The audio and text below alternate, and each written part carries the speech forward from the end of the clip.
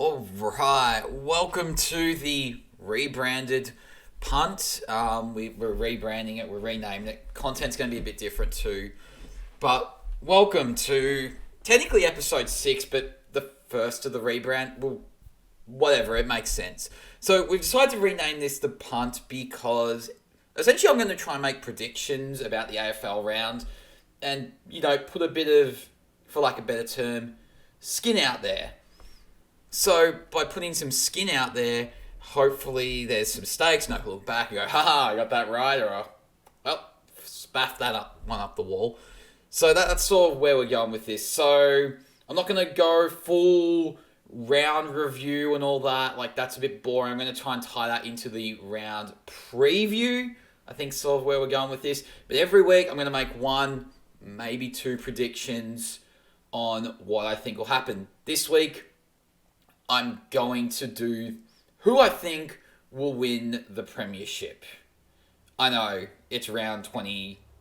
Well, we're heading into round 22. After that, we'll look at the team of the week. I'll try and justify that, picking a fully functional AFL side. And you'll criticise me and point out how I'm a horrible human.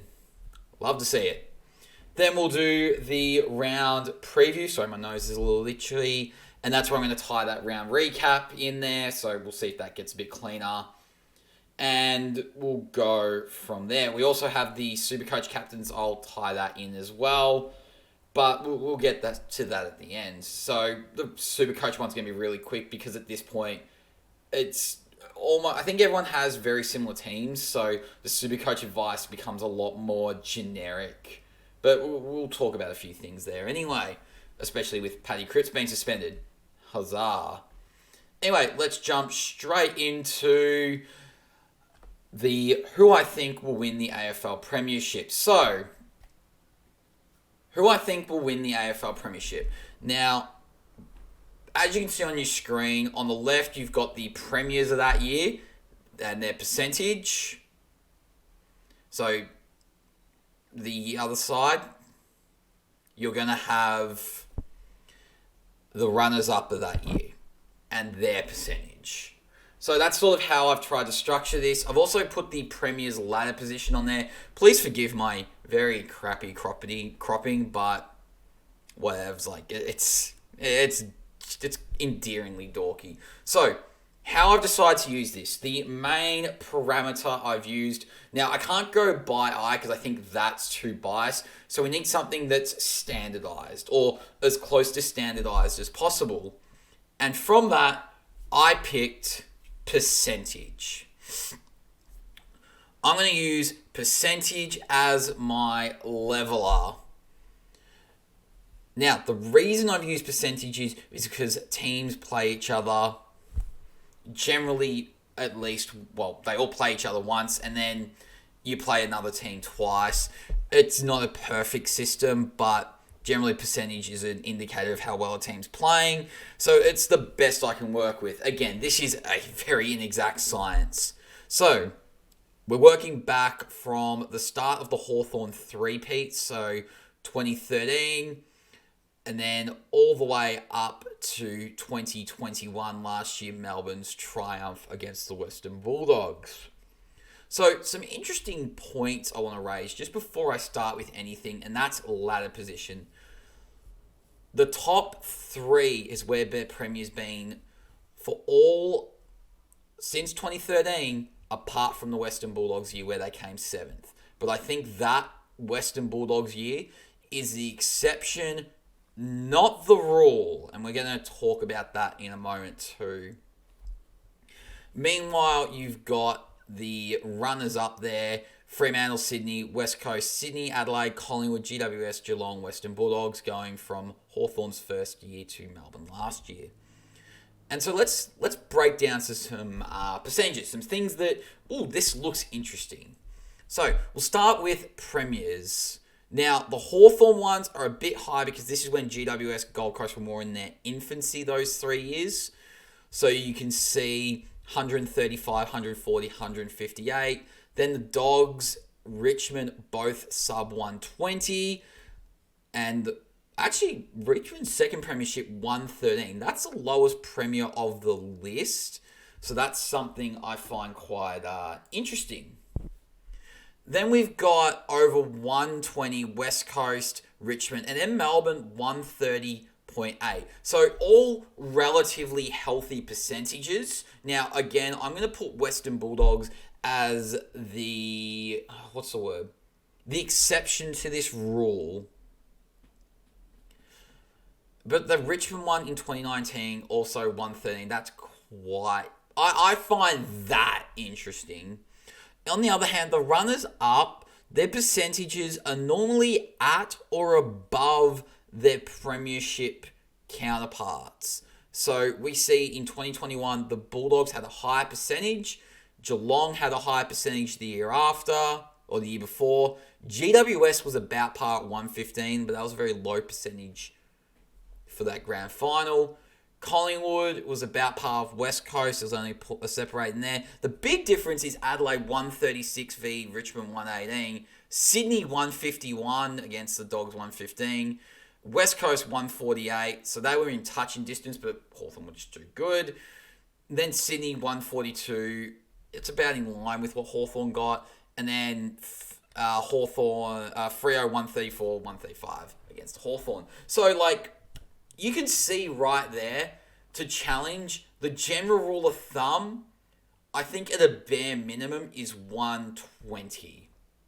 So that's how we're going to do that. That's going to be sort of my cutoff line of 120. Okay, I think a lot of exceptions to rule. That second Richmond flag, I think, was an aberrant year, and they played good football, and they just wanted to score. They just scored more points.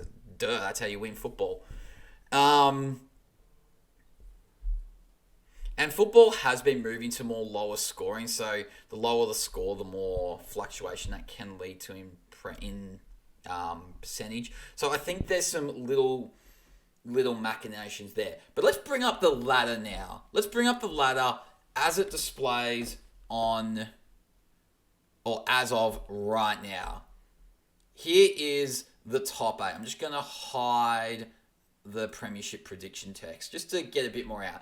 We have Geelong on 137 percentage of 137, Collingwood 106, Melbourne 128, Sydney 127, Brisbane 124, Freo 115, Carlton 109, and Richmond 115. So with our baseline of 120, that rules out 4 of that top 8. So that rules out Collingwood at 106, Fremantle 115, Carlton 109, Richmond 115. Now, the reason I'm ruling Freo is Rule 2, premierships have, apart from Western Bulldogs, the premierships have been from the top 3. Okay? Now, I'm aware I'm making this prediction heading into round 22. So this is like a power of hindsight call, and you can adjust my call to post round 23, but I will talk about this again, and I'll probably make some correcting statements. But based on that, the top 3, Geelong, Collingwood, Melbourne. Now, I think Collingwood drops out of the top 3. I think we finish 4th. I'm going to just put it out there. My top 3 is Geelong, Melbourne, Sydney. That's my top 4. I think Brisbane, Freo stay 5th and 6th. Collingwood drops to 4th. Carlton, Richmond, or Richmond Bulldogs. I think Richmond's definitely there. I think Carlton and Bulldogs are fighting for that last spot. I guess you have to say St Kilda, but I don't see how they beat Sydney. I don't see how they beat Brisbane. So that's sort of the top 8 I'm working with, and I'm going to work on the second assumption, all percentages stay the same. So our top 3 of Geelong, Melbourne, Sydney. I think they're our 3 chances to win the flag. They meet that rule of the top 3. They meet the percentage rule. And I think if Collingwood wins, so I'm a Collingwood supporter, not shocking at all. I think if Collingwood wins, based on the rules and the parameters we've established, there's 2 things going against them. A, percentage. 106 for a Premier is low. That is low. That's uncharacteristically low. Secondly, they're not top three. All the premiers for the last few years, let's have a look again, have come, apart from the Bulldogs, have come from the top three. Now, also interestingly, only for the past, was it 9 years? 9 years, past 9 years, only 2 of the premiers have been top. The rest have been second or third. I think that's a little, I find that interesting. But more importantly, more impressively, or more interestingly, I guess, Brisbane and...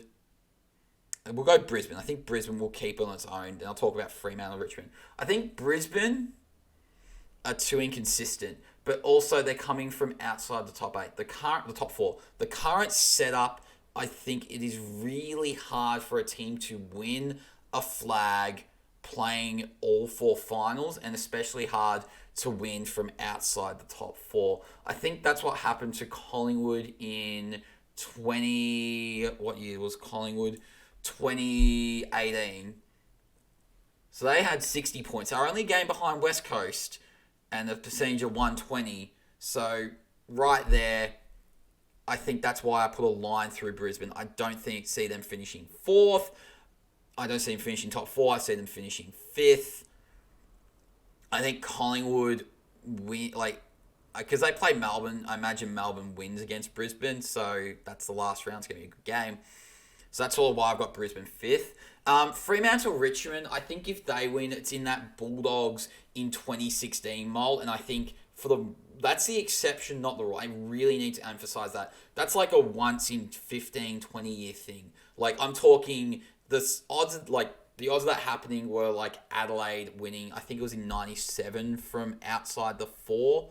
In that brutal system, I think it was it wasn't the McIntyre system, that's the top 5. They were won from that 5th position in the old finals format, which was horrendously disgusting. So you've got that as well, and I think that's why I put Fremantle, Richmond. I think Carlton Dogs, I don't see their winning because of percentage, because of form, because of consistency. I know I'm adding some value judgments in there now, and I'm not being objective, but at the same time, I don't see how they're better than, say, a Melbourne or Geelong. So that leads us to, I've sort of gone the why no, but let's go why for Geelong, Melbourne, Sydney. Now, they hit the percentage criteria, they hit the position criteria. Cool. The case for Geelong is they are one of the best structurally one of the best clubs in the competition. The case for Melbourne is they lost to Collingwood, and they've lost, I think they're tracking about 50-50 or a touch worse, so they're past, I think, 8 or so after that 10-0 start. They are tracking, I believe it's worse, it's much worse than 50-50, it's 4-6. So 4-6 in their past 10 after starting 10-0. But statistically, against Collingwood, and I'll talk about this later, they won comprehensively. So I think that's quite interesting. The reason for Sydney is they're young, they're exciting. You're young, they're exciting. I just think they're great to watch. I love that the players that are stepping up for them are your Chad Warners, your Errol Gouldens, not your named players. They're playing really well at the moment, say your Mills and your Parkers, but it's those guys underneath that are taking that next step. So I think that's a really interesting situation for Sydney. So I think Sydney will be in that last 2 weeks in September. So they'll be playing a prelim. I think Geelong, Melbourne, Sydney all playing a prelim. The reasons why no... I think Geelong, their only no, and I know this is really casting along a wide bow, is Geelong, my no for them is they don't have history on their side. Their finals runs have been middling to poor at best.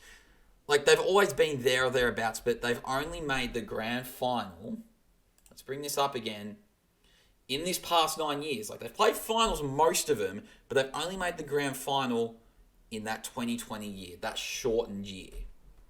So I think that's a real interesting one. I mean, I hope they win it because it rewards good setups, good structures. So, but that's my half-hearted no. My half-hearted no for Melbourne is, even though they're statistically playing well, they're losing. You can't play statistical well for long periods of time. Eventually, you have to have a dip somewhere, and that might be a case there.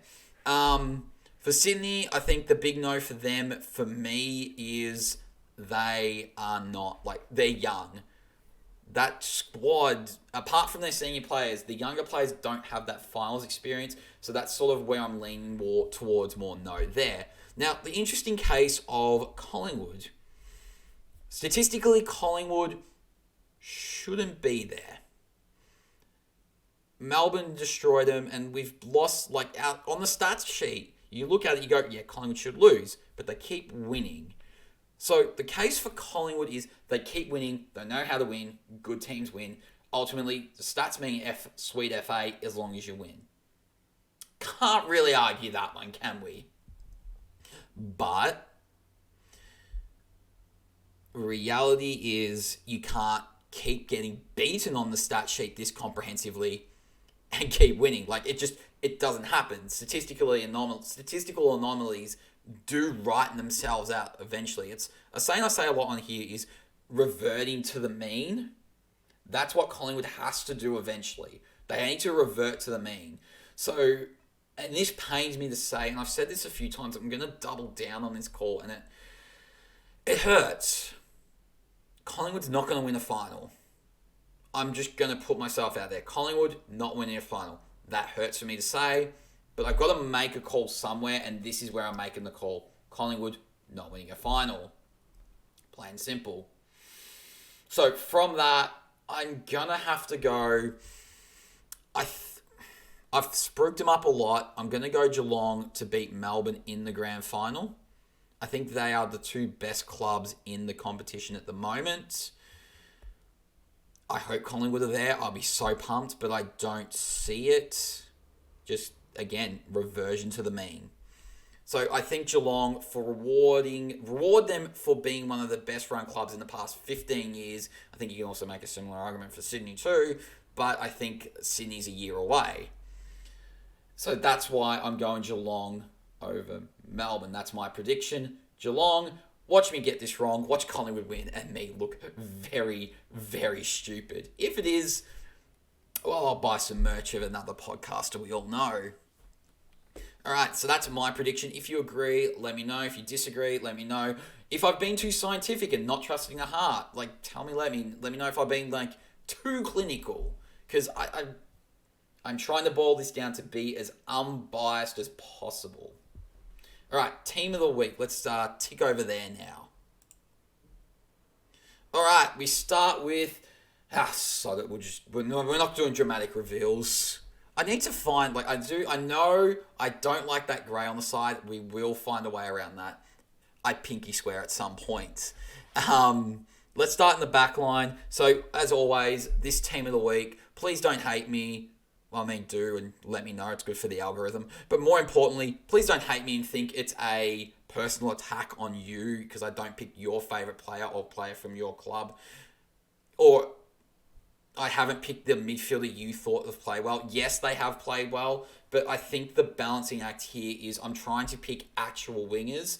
So that means someone's got to miss out in the midfield.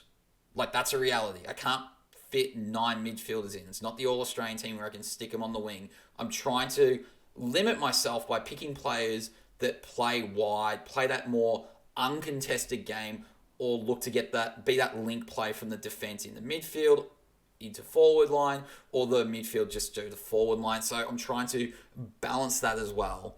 And that's a bit of a tough ask. So with that, please put feedback in. Let's start in the back line, the 2 pockets, Jordan Dawson and Sicily, with Luke Ryan holding down the key back spot.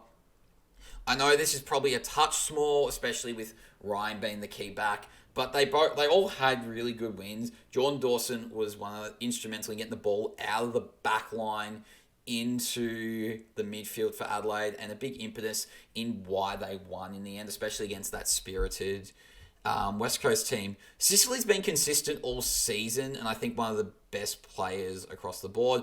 And Ryan held, I believe it was Bruce he was on, but essentially the Bulldogs forwards. He held them well. He made them look very, he was able to repel those attacks, be that way out as well as the defense for Fremantle. On the flanks, I love me some running players who get a lot of meters gained or a lot of possessions or a lot of kicks and really push that team forward. And that is Lockie Whitfield and Nick Dacos. I think Nick Dacos is... I don't think he's making All Australian, but I think he's in the squad. And Sam de Koning. Now, I know St Kilda helped Sam de Koning get here because they kept kicking it to him and not Max Kidd. But at the same time, if you're constantly being able to read the ball better than the forward, and you deserve that because your positioning is better, you're reading the play better. And I think De Koning, it's not a knock on Max King. I think it's more a knock on the St Kilda midfield that De Koning's there. But he absolutely demolished Maxi King there. So that's why De Koning gets in. In the midfield, we'll start out wide on the wings. Petrarca and Holmes. Holmes, big impetus going forward for Geelong. Now, Geelong never has a out-and-out standout where you go, they got 35 touches and 4 goals. It's never that simple for Geelong. It's always every player doing their role. And that's where Holmes came in this week. He did his role. He beat his opponent. He's basically played the game like Brad Hill should play for St Kilda, and he didn't. Petrarca, I think him, Oliver, and Gawn were the reason Melbourne were in it for so long and ahead for so long, because they were the best, in my opinion, the best 3 players on the ground. So that's why they're all there. Now, obviously, Gawn, I'm just spoiler alert, Gawn's not in my team. I did sub him out late. So I didn't have Gawn in the end. Just because you're one of the best players on the ground, if there's someone that's played better in your position, I can't sort of go, oh, you go here instead. It doesn't gel that way. It doesn't mesh. Anyway, in the rucks, Nankervis, best ruck of the round, absolutely just monstered that Port Adelaide ruck line. Lockie Neal, it's Lockie goddamn Neal. Clayton Oliver, I've already talked about him when I talked about Petrarca. But I want to talk about Dion Prestia. Dion Prestia was the best midfielder on that ground. He was a big, when he's played, Richmond have looked so much better. It's not even funny. So I think that's a big tie-in there. And then let's go into the forward/bench lines. We'll get rid of this just to clean it up a touch. We'll start on the half-forward flanks. We got Isaac Smith, Nick Larkey, Jack Gunston. Isaac Smith was that link player, that big kick into the forward 50 for Geelong. 3 goals, I believe it was 3 goals himself. Best player on ground for Geelong, well deserved. Jack Gunston, 5 goals, playing that sort of third lead up forward on the flank. And Nick Larkey, 7 goals. Did all he could to win that game. Now, Nick Larkey, when he's on. And he's a big part of the reason I think there's a lot of hope in that North Melbourne team. So, in the forward, that main forward line, you got Jamie Elliott and Rory Lobb as the pockets. Rory Lobb's also that second ruck. Again, I try and build a team that would run out on a Saturday. So that's sort of where that balance comes in. I like to have a second ruck. I didn't have a second ruck. Lobb playing as that third tall resting ruck. I think this helps that team structure up a bit better. Of course, I'm picking Josh Kennedy from West Coast, 7 goals. Last game, he deserves it. Well played. And then my bench. Now, I flipped and flopped, and I still left Dan Rioli out on this, even on the considered, because I am a stupid head. So just pretend I've written Dan Rioli there, and it will save us all a bit of awkward. Zach Bailey, firstly. He was the big reason I think Brisbane got over the line and really were able to pull away from Carlton. Rory Laird's having a season best year. Shia Bolton, if you've listened to any of the previous 4, I love me some Shia Bolton. And Brendan Cox as that rotating defensive option. He can play tall, so if you have an extra tall, you need like Sicily to play a bit shorter. That's where he slots in. He had a really good game, helped with Luke Ryan nullify that Bulldogs backline, so they worked well in tandem. That's why I've gone that route. So considered people I had in my team or flitted around with on the edges: Ash Johnson, Maxi Gawn, Tom Hickey, Jared Witts, Jordan DeGoey, Harry Perryman. Now, I don't like putting taggers in, but if I did, I think he'd be like the one I would have put in. I don't know where I would have put him in. I guess maybe for Cox, but it throws all these structures out, so I don't want to do that. Dunkley, Stanley. I think Stanley had the better of Rowan Marshall, but I just think the gap between Stanley and Marshall compared to Nankervis and the Port Adelaide ruck line, the Nankervis gap was just bigger, so that's why he got the chocolates there. Zach Butters, Sinclair from St Kilda, Tommy Lynch, Jesse Hogan, and David Swallow. They all have really, really good games. I couldn't fit him in due to structure, due to other people, in my opinion, playing better. And also, can we please remember I put Dan Rioli there because I'm an idiot and didn't write it in and just saw it now and realised, oh, that's a glaring omission. But he would have been there in that back line. Probably, if I was going to put him in, it would have been in place of Cox, but again, structures. That's where I'm going with that. Now, if you agree, let me know. If you disagree and you want me to go F myself, cool. Tell me how I've let you down by not picking your favourite player. I want to hear this. But let's move on to the round previews. Alright, so we're doing a slightly different setup for the round preview. We're going to start, like, as you can see on your screen if you're watching on YouTube, I've got the round games coming up and the previous results. So we're going to tie the previous round recap into this section. We're going to see how it works. We're just road testing this, see what sticks. Fingers crossed. Ow, I knocked my glasses off. I'm going to keep that in there. St Kilda, Brisbane on Friday night. I think for St Kilda, this is like their last chance. They need to win this to have any hope because Sydney are good. I don't see them beating Sydney in this round. I don't see them beating Brisbane, but I think they have a better shot at beating Brisbane than they do Sydney. So that's where we're there. Last week, St Kilda, they needed to win. They fell well short. Very disappointing. They were in the mix until about half-time. Like, you were looking at going, Geelong will probably win, but they're being competitive. They're only behind by 10 points. And then after half-time, it was 9-3, and it became 40 points. So, hooray, St Kilda.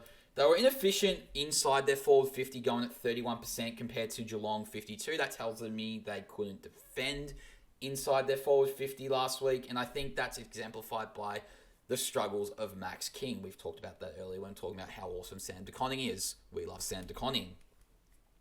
For Brisbane, they're hitting their strides. They were ahead on most stats. What was interesting was Carlton did struggle somewhat to convert, going at 52% efficiency, but nonetheless, Brisbane were able to hold out, and I think it's just a sign of how good Brisbane are playing. Everything's starting to click. So, because everything's starting to click, it's hard to see Brisbane losing here. I think the St Kilda's best shot of winning is they win that midfield and they get fast delivery into their forward line. If they play the slow, plodding football they have been the past few weeks, which has coincided with their dip in form, I don't see how they beat Brisbane. I think St Kilda's in the fortunate position they can, like, them making finals is in their own hands still. Like, essentially, they win, they make it. So, that's a positive if you're St Kilda. But at the same time, if they're not playing the good football now, then I don't see it happening. For Brisbane, essentially, if they just break even in the middle, and I think they are more than capable of doing that, especially if they can break even in that rucks, I don't see St Kilda being able to stop them, especially on the outside with players like Zach Bailey able to cut them to shreds. So on that note, I am going to pick Brisbane to continue St Kilda's misery, but I think if St Kilda's going to make the 8, this is the game they win to get there. And then it comes down to percentage and Carlton. But we'll talk about that in the future. Next round, Western Bulldogs, GWS. This is Bulldogs' last chance. It's basically down for 2 spots and 4 teams. Bulldogs being the other team outside the 8. GWS have nothing to play for. So we're not going to talk about GWS too much. But the Bulldogs, their biggest concern is they cannot score, or they can't get their key forwards into the game too well. I think Bruce is struggling. I know he's come off the knee reco, but I don't see it at the moment for them. In the long term, I think if they do this, they finish 8th, and that's about it. But hey, maybe I'm wrong. Maybe Bulldogs pull it together. They are a good side. They won a flag from 7th, so they know what it takes. But I don't... GWS, they won the ruck battle, and they don't have anything to play for apart from list spots next year, and they've got that whole salary cap thing looming on the horizon, so I think that's a little spooky for them. Next, we've got the Adelaide North Melbourne game. I'm just going to skip right ahead. Oh, by the way, I say Bulldogs win here just because I've got something to play for. The Adelaide North Melbourne game. If you don't have Rory Laird in your super coach, I don't think you watch this game. There, I said it. I actually said it. But whatever. I stick by my opinions there. Go Adelaide, North Melbourne, just keep trying, I guess. Whatever. Gold Coast versus Geelong. Gold Coast year is officially done. So I'd still mark this year as a pass for them. I think that really they could have made finals, but dropping games against teams like Hawthorn, I think have really dragged them back. 8-15 last week is just horrible football. There's no two ways about it. It's bad football. You need to be kicking accurate in front of goal. For Geelong, this is their tune-up. This is their best tune-up coming. So for me, I think, hey, Geelong, get that win.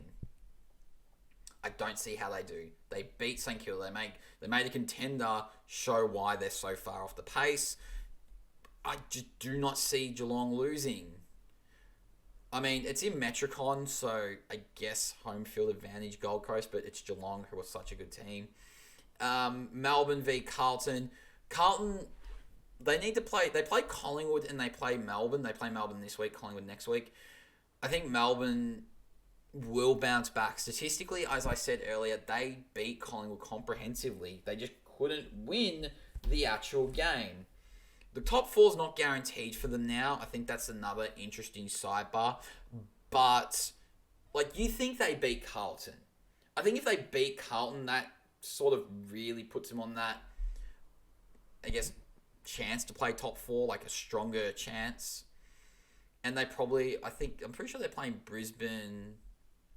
It's Brisbane up there, but I think Melbourne should still be too good for them or too consistent. I am backing Melbourne to beat Carlton. I think Carlton have really spaffed this up. Last week, just looking at some stats, Carlton statistically very below average as they were down on all their season averages. Their structure fell apart from Curnow, who is that lone forward target. Mackay's been really out of touch at the wrong time of the year. Meanwhile, Melbourne statistically beat Collingwood, just didn't win the stat that counts, which is the scoreboard. So I can't go past Melbourne. I'm still a big on the Melbourne bandwagon. I'm hell yeah, I love me some Melbourne. Lastly, and I've just realised I've left this off. I just realised I left the last game off. That's brilliant. We'll talk about that anyway. It's a nothing game, so that's probably why I left it off. Richmond Hawthorn on the Sunday. I think Richmond's just too good. Hawthorn are just playing... Sam Mitchell's just looking at this and going, who's on my list next year? Who can I trade? Who can I get value out of? That's all I see the Richmond Hawthorn game as. Ooh. Yeah, don't worry.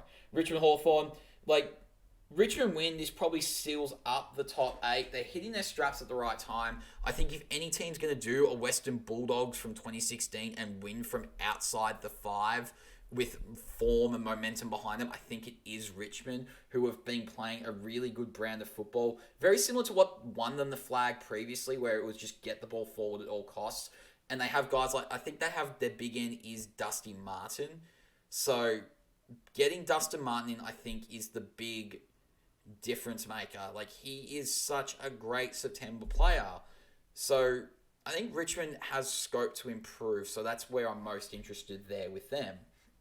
I did skip this game, Fremantle West Coast. And I think I skipped it because, quite simply, I don't see how Fremantle lose this. I think West Coast played their game last week against Adelaide in Josh Kennedy's retirement. I don't see him... I just don't see how West Coast challenge Fremantle. I see this closer to a percentage booster for Fremantle. So I think Fremantle, really easy pick there. Sydney Collingwood is the game of the round. Now, I love Collingwood. As you can tell, I've got the Collingwood stuff behind me. I've got history of Collingwood in my bookshelf. I don't see how. I just don't see how Collingwood can keep getting destroyed statistically and losing and winning. It's just, the bubble needs to pop. It's like the housing market where, the housing market's got to go down eventually. And we were saying that in 2019 and it kept going up. This is Collingwood, this is the housing market. For Sydney, I think Sydney had a massive week in the ruck, especially against North. That was one of their big difference makers. They won by 38 points, but it felt like... Watching this game, I thought North were more competitive against Sydney, so Sydney can have a tendency to let teams in, I feel. And Collingwood just need that half a hope, or half that, I guess, belief that they can win. So that's where I see Collingwood keep... if Collingwood can stay in touching distance, I can see them beating Sydney. I think the bubble has to burst for Collingwood eventually. And I just like where Sydney are at the moment. That's not a knock on Collingwood. It's just, I rate Sydney higher, essentially.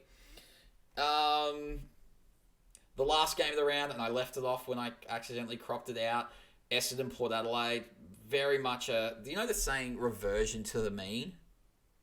That is so Essendon Port Adelaide, where last week, both of them, you're like, yeah, they're going to do well. They're going to win, or they're going to be very competitive. And they were anything but.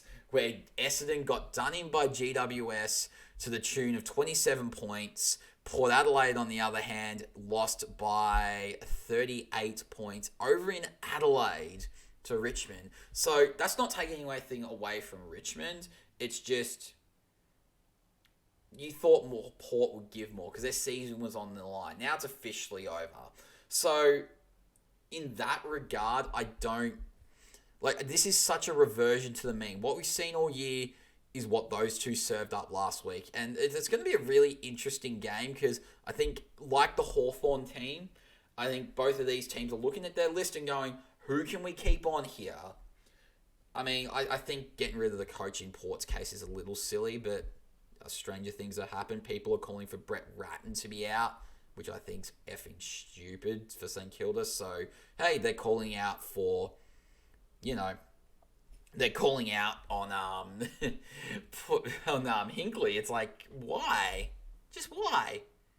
So anyway, those are my tips. Just to recap, I'm going Brisbane Bulldogs, Adelaide, Geelong, Melbourne, Fremantle, Richmond, Sydney, and, this game's a coin flip. I'll go Essendon, but I got no vested interest. I mean, I don't even do my own tips. I give them to my students to do, so they do it for me for a bit of fun. We're last, so I think that tells you everything about how much fun we're having. But whatever, it's all in fun. It's all in jest. Now, we're going to do our super coach. Now, I'm going to get rid of the round results, and we're going to talk just super coach here, because I just want to be referencing the draw. So let's make that much bigger. And let's talk the draw. So Normally, my advice is Took Miller into Laird or Laird into Took Miller. This week, I disagree with that. I don't like my captains playing Geelong. That makes me feel uncomfortable. Gold Coast are playing Geelong. Yes, it's up in the Gold Coast, but I don't like that. I don't like my captain coming up against a team with a great system. It doesn't. I don't feel safe. I don't feel safe in my captains. So, with that in mind, now benches are starting to get players back. We can't use Treacle anymore. He's playing for Port Adelaide, so at least you got ruck coverage. Now, there's two ways you can treat this, and we're going to talk about Paddy Cripps. Paddy Cripps is out. He's being provisionally suspended. I don't know if he's challenging it. It's Monday night. If he's challenging it and he gets off, you can disregard all this advice and use your own bench players. So, for example, I have Rory Thompson, but whoever's not playing, Judson Clark's a popular one, for example, that you can pivot around. But you can make those own calls as you need to. But if you don't have any trades and Paddy Cripps is out, use Paddy Cripps as your captain and then pivot around as you need to. So if you've got that floating R3, F6 in Luke Jackson, F7, R3, you can use Luke Jackson there. So that could be an option as well. But my locks or my safe picks would be Lachie Neale for St Kilda, against St Kilda. I think St Kilda, Windhager could tag, but I've noticed they did the forward tag last week on Stewart, and that's where they put more of their energy. I don't know if you can tag Lachie Neale, and I think Lachie Neale's the kind of player that can break those tags. So I'd say Lachie Neale as a vice captain against St Kilda. Now, you can go a few different ways the Friday night game. I think if you don't think GWS are going to play that well, look at, say, a Bont or a McRae, but again, I like to feel safe, so I'd be having McRae or Bont as vice captain because Bont can go big or they can get that 100, but you'll sort of want that 120 score for your vice captain and captain. I'm actually going to go into Adelaide, Rory Laird, shockingly, against North Melbourne. I think you can pencil that in for a 140. That's going to be a very open game. I don't see how North put that much pressure on. It's in Adelaide. Rory Laird should have a complete day out against North. So that's where I'm putting my eggs in that basket. And I'm working on the assumption most midfields are the same. If you've got, if you've got Callum Mills and you want to go that route, I guess that's a play. Collingwood do concede a fair few Supercoach points. The Melbourne midfield had its way with Collingwood last week, so that could be an option if you want to go Callum Mills as a bit of a differentiator. It's a prelim finals, so go big. Good luck there. Otherwise, let me know what you think. Any feedback, always greatly appreciated. And on that note, I will see you next week. Peace.